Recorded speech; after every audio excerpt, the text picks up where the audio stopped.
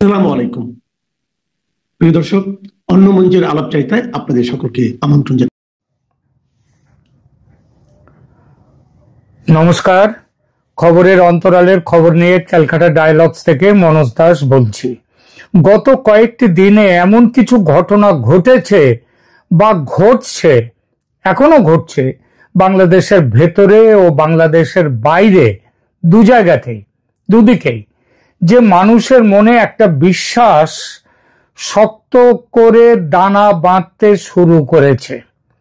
বিশ্বাসটা হলো যে অন্ধকার ঘিরে রেখেছে বাংলাদেশকে, সেই অন্ধকার কেটে গিয়ে আলোর রেখা এতদিনে ফুটে উঠতে কি শুরু করলো। কেন এমন বিশ্বাস তৈরি হচ্ছে?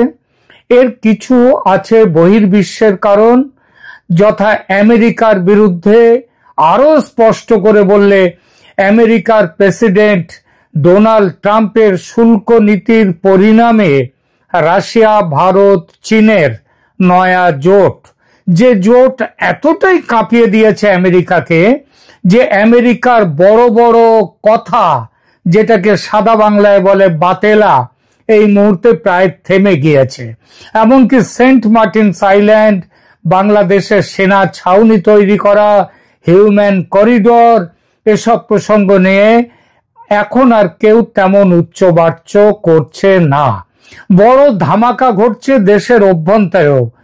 যে ডক্টর মোহাম্মদ ইউনূস নির্বাচনের ব্যাপারে পঞ্চবার্ষিকী পরিকল্পনা নিয়ে দৃঢ় অবস্থান রেখেছিলেন, সংস্কার না করে কোনো নির্বাচন হবে না, এই ছিল যার মনোভাব, তিনি এখন নির্বাচন করার জন্য ব্যাকুল।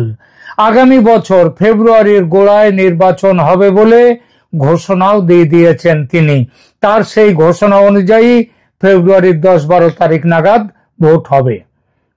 যে জামায়াতে ইসলামী বাংলাদেশ ছিল তার সবচেয়ে ভরসার জায়গা, সবচেয়ে বড় সমর্থক, মানে ইউনূসের, তারাও এখন নির্বাচন চায় না। তারা চাপ সৃষ্টি করছে ইউনূসের ওপর যাতে নির্বাচন এখন না হয়।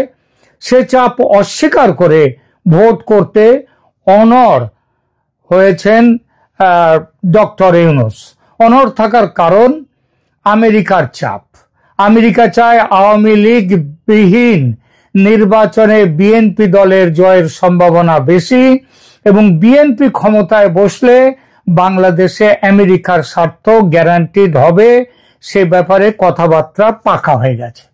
এই জন্যই তো শেখ হাসিনাকে উৎখাত করে ইউনূসকে ক্ষমতায় বসিয়েছিল আমেরিকা এবং তার সহযোগী পশ্চিমা শক্তি। কিন্তু বাণিজ্য শুল্ক নিয়ে ট্রাম্প সাহেবের বাড়াবাড়ি পুরো ভূ রাজনৈতিক হিসাব নিকাশ একেবারে ঘেঁটে ঘ করে দিয়েছে। সাংহাই কোঅপারেশন অর্গানাইজেশন বৈঠকের সাফল্য দেখে এবং দুনিয়া জুড়ে মোদি, পুতিন, শি জিনপিং এর হাস্যমুখের ছবির বন্যা বইতে দেখে ট্রাম্প এবং তার সহযোগীরা এতটাই ভেঙে পড়েছেন যে একেবারে আক্ষরিক অর্থে প্রলাপ বকতে শুরু করেছেন। একেবারে আক্ষরিক অর্থে। একদিকে এই অবস্থা, অন্যদিকে যে ইউরোপের দেশগুলো এতকাল ছিল আমেরিকার ছায়া, তারাও আজ ছায়া ফেলে ছেড়ে দিয়ে কায়া ধরতে শুরু করেছে। কারণ ট্রাম্প তাদেরও বিগড়ে দিয়েছেন, তারা ভারতের দিকে সেজন্যই ঝুঁকছে। যুক্তরাজ্য ইতিমধ্যে জিরো ট্যারিফ বাণিজ্য চুক্তি করেছে ভারতের সঙ্গে। ইউরোপীয় ইউনিয়নের অন্তর্ভুক্ত দেশগুলো কথা চালাচ্ছে ভারতের সঙ্গে। সব মিলিয়ে আমেরিকা প্রায় নিঃসঙ্গ। ইউক্রেন পর্যন্ত ট্রাম্প নয়, সম্মানজনকভাবে যুদ্ধ বন্ধ করার জন্য ভারতের সঙ্গে যোগাযোগ করছে। অবস্থা কেন বুঝেছেন? গত কয়েকদিন অন্তত তিনবার মোদিকে ফোন করেছেন ইউক্রেনের প্রেসিডেন্ট ভলোদিমির জেলেনস্কি। এই প্রেক্ষিতটা এই জন্যই বললাম, কারণ এই মুহূর্তে আমেরিকাকে ঠিক মতো লাইনে নিয়ে আসাটাই হলো আমেরিকার যারা রাজনীতিতে শাসনে রয়েছে এখন তাদের প্রথম লক্ষ্য। আগে আমেরিকার যে ক্ষতিটা হয়ে গেছে এই কয়েকটা দিনে, কিছুদিনের মধ্যে, আগে সেই ক্ষতিটাকে সামলাক। তারপর বাংলাদেশের দিকে নজর ফেরানো যাবে। চাচা আপন প্রাণ বাঁচা। বাংলাদেশ নিয়ে ওসব ডিপ স্টেটের লক্ষ্য আপাতত তাই শিখে তোলা হয়েছে। আর যেভাবে রাশিয়া, ভারত, চীন ত্রিশক্তি জোট বেঁধেছে, তাতে ঢাকা ছেড়ে পিটটান দেওয়ার কথা ভাবতে হচ্ছে আমেরিকাকে। এরই মধ্যে আরেকটা বড় কাণ্ড ঘটে গেছে। এটা কিন্তু ছোটখাটো কাণ্ড নয়।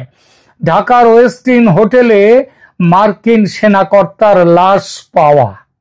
বিষয়টা আদৌ স্বাভাবিক নিরামিষ গোছের হার্ট অ্যাটাকে মরার ব্যাপার নয়। বাংলাদেশ এবং যুক্তরাষ্ট্রের কিছু কিছু মহল এই হত্যার পেছনে ভারতের গোয়েন্দা সংস্থা R&AW বা রয়ের হাত দেখছে। এই হত্যাকাণ্ড প্রধান উপদেষ্টা ইউনূস সাহেবের ঘুম কেড়ে নিয়েছে। আমেরিকার সেনা যদি মারা যেতে পারে, তাকে যদি হত্যা করা হতে পারে, তাহলে ইউনূস সাহেব কোথায়? সেই জন্য ইউনূস সাহেবের আর ঘুম নেই। তিনি বেশ বুঝেছেন যে খেলা শেষ। তারেক রহমান প্রধানমন্ত্রী এবং তিনি রাষ্ট্রপতি। কদিন আগেও আমেরিকার এই প্রেসক্রিপশন যতটা বেগবান ছিল, আজ তার কণামাত্র নেই। তিনি তাই ভগ্ন মনোরথ, চলে যেতে ব্যগ্র। সেই রামপ্রসাদী গানটির মতো, আমার সাধনা মিটিল আশা না পুরিল সকলই ফুরায়ে যায় মা। এই পরিস্থিতি সেনাপ্রধান ওয়াকার উজ্জামানকে আবার অতিমাত্রায় তৎপর করেছে। যেভাবে পরপর দুদিন তিনি হাই প্রোফাইল তিনটে বৈঠক করলেন, প্রথম দিন প্রধান বিচারপতির সঙ্গে, তারপর দিন প্রধান উপদেষ্টার সঙ্গে, এবং তারপর আবার ওই একই দিনে তিনি রাষ্ট্রপতি শাহাবুদ্দিন চুপ্পু সাহেবের সঙ্গে। যেভাবে এই বৈঠকগুলো করলেন, যেভাবে জুলাই ষড়যন্ত্রের বড় কুশীলব নূরকে পিটিয়ে হাসপাতালের আইসিইউতে পাঠালো সেনাবাহিনী, তাতে এমন সম্ভাবনা খুব জোরালো ভাবে উঠে আসে যে বাংলাদেশের বর্তমান অবৈধ দখলদার সরকারের বিদায় আসন্ন। এটা কেবল সামান্য অপেক্ষার ব্যাপার মাত্র, তার বেশি কিছু নেই। আর এই বার্তা পাওয়ার সঙ্গে সঙ্গে বাংলাদেশের মানুষ আশায় বুক বাঁধতে শুরু করেছে। ইতিপূর্বে সেই ফেব্রুয়ারি থেকে ওয়াকার সাহেবের হঠাৎ জেগে ওঠা, যাত্রা দলের বিবেকের মতো বড় বড় বাণী ছুড়ে দেয়া, আবার তারপর ঘুমিয়ে পড়া, এসব দেখে দেখে ক্লান্ত হয়ে গেছে মানুষ। তবু সেই কথায় আছে, আশায় বাঁচে চাষা। মানুষ তাই সেনা প্রধানের এই হঠাৎ তৎপরতায় ইউনূস বিদায়ের সম্ভাবনা দেখে আবার আশায় বুক বাঁধতে শুরু করেছে। তবু ওয়াকার সাহেবের সেনাপ্রধান হিসেবে এতদিনের কাজকর্ম দেখে এই প্রশ্ন অনেকের মনে উকি দিচ্ছে, এটাও কোনো নতুন চাল নয় তো, নতুন নাটক নয় তো ওয়াকার সাহেবের? তিনটে যুক্তি আছে এমন ভাবনার পিছনে, মানে ভাবনাগুলো অমূলক নয়। এক, এটা কোনো নতুন নাটক হতে পারে তার, যেমন গত কয়েক মাস ধরে একাধিকবার নাটক করেছেন তিনি। এবার যা করছেন সেটাও নতুন নাটকের স্ক্রিপ্ট হতে পারে।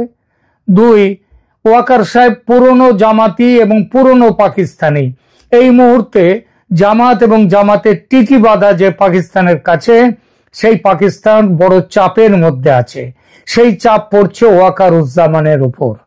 আর সেই চাপ কাটাতে এটা আর্মি চিফ সাহেবের ওয়েট অ্যান্ড ওয়াচ নীতি অনুসরণ করে কালক্ষেপ করাও হতে পারে। তৃতীয়ত, 3 নম্বর, শুধু ভারত নয়, চীন ও রাশিয়ার কাছ থেকেও বড় চাপ এসেছে ওয়াকারের ওপর। ইউনূসকে হটতে হবে, আমেরিকার ঘাঁটি করা চলবে না বাংলাদেশের মাটিতে, এটা পরিষ্কার বলে দেয়া হয়েছে এই ত্রিশক্তির পক্ষ থেকে। এই ব্যাপারে ভারত, চীন, রাশিয়া, এই ত্রিশক্তি তারা দায়িত্ব দিয়েছে ভারতের ওপর জিনিসটাকে ট্যাকেল করার। সেই ফেব্রুয়ারিতে ট্রাম্প সাহেব বলেছিলেন, বাংলাদেশের ব্যাপার আমি প্রধানমন্ত্রীর ওপরে ছেড়ে দিলাম। তারপর তিনি সেখান থেকে ব্যাক আউট করেছেন, কিন্তু এবার আর ব্যাক আউট হবে না। এবার দায়িত্ব পড়েছে ভারতের ওপর। ভারত সেই মতো ওয়াকারকে ইনস্ট্রাকশন দেওয়া শুরু করেছে বলেও খবর পাচ্ছি। সুতরাং ওয়াকার সাহেবের নাটক করা এবার ফল দেবে না বলেই মনে হয়। এসব যখন চলছে তখন আরো একটা খবর পেলাম, সেটা হলো প্রধানমন্ত্রী শেখ হাসিনার কথা মতো আওয়ামী লীগের অফিসিয়াল ফেসবুক পেজে সেনাপ্রধান ওয়াকারুজ্জামানের প্রশংসা করে পোস্ট দেয়া হয়েছে। এমন খবরও আসছে এসসিও সামিট থেকে ফিরে আসার পর ভারতের জাতীয় নিরাপত্তা উপদেষ্টা অজিত ডোভাল সাহেবের উদ্যোগে ভিডিও ফোনে কথা হয়েছে শেখ হাসিনা ও ওয়াকার সাহেবের মধ্যে। সেখানে নাকি দুজনের পুনর্মিলন পর্ব অনেকটাই সম্পন্ন হয়েছে। ফরগেট অ্যান্ড ফরগিভ, ক্ষমা করো এবং ভুলে যাও, সেটা হয়েছে। তো এই খবর সত্যি না হওয়ার কোনো কারণ কিন্তু নেই। পরিস্থিতি অনুযায়ী নিজেকে পাল্টে নেয়া বেঁচে থাকার মূল ধর্ম, স্ট্রাগল ফর এক্সিস্টেন্স, সেই ডারউইন সাহেব যা বলে গিয়েছিলেন, সেই পথে ওয়াকার সাহেব এবং শেখ হাসিনা যদি আর চলেন অবাক হওয়ার কিচ্ছু নেই। গত কয়েকদিন ধরে যেভাবে জুলাই ষড়যন্ত্রের মুখ্য অভিনেতারা কোমর বেঁধে সেনাপ্রধান ও সেনাবাহিনীকে গালমন্দ করছেন, তাতে মনে হয় হাসিনা এবং ওয়াকারের বৈঠকটি আদৌ গুজব নয়। এই সব কিছুই সত্যি, তবে রাজনীতি কখন কোন মুহূর্তে কোন দিকে বাঁক নেবে তা কেউ বলতে পারে না। ওয়াকারের সুমতি, সেই শরৎচন্দ্র চট্টোপাধ্যায়ের গল্প রামের সুমতি, সেই সুমতিটা রামের হয়েছিল অনেক থেকে শিখে। তো ওয়াকারের সুমতি কিন্তু ওই স্বাভাবিক কোনো প্রক্রিয়া নয়, এ হচ্ছে গিয়ে সেই ঠেলায় পড়ে বিড়ালের গাছে ওঠা। আর কথাই তো আছেই, না চালে বিশ্বাস নেই। সুতরাং এখনই বাংলাদেশের মানুষ আপনারা উচ্ছ্বাস করবেন না, একটু চেপে রাখুন আনন্দ। এখনকার মতো এখানেই থামছি তাহলে। সঙ্গে থাকার জন্য ধন্যবাদ।